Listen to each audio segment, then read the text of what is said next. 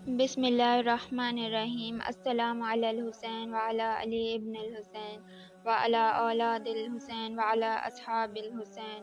अल्लाहुम्मा सल्लि अला मुहम्मदिन व आलि मुहम्मद व अज्जल फरजहुम।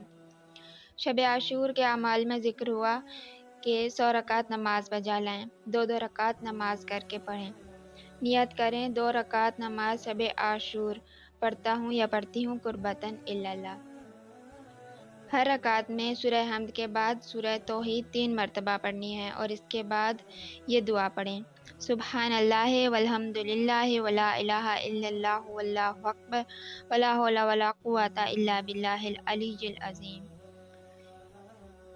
ये दुआ मुकम्मल पढ़ने के बाद 70 मरतबा अस्तग़फिरुल्लाह रब्बी व अतूबु इलैह पढ़नी है।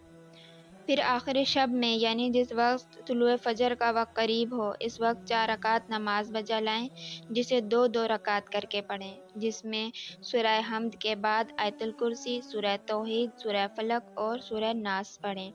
ये मुकम्मल सूरतें बिस्मिल्लाह के साथ हर रकात में पढ़नी है।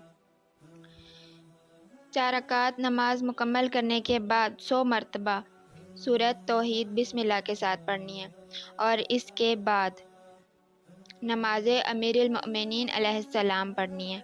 इसका तरीका ये है कि 4 रकात नमाज पढ़ें 2-2 रकात करके और हर रकात में सूरह हम्द के बाद 50 मरतबा सूरह तौहीद पढ़ें। नमाज़ अमीरुल मोमिनीन अलैहिस्सलाम मुकम्मल करने का सवाब और इसकी फजीलत ये है कि इस नमाज को पढ़ने से 50 साल के गुनाह माफ़ कर दिए जाते हैं। इसके अलावा शब आशूर के अमाल में एक अमल शब बेदारी है।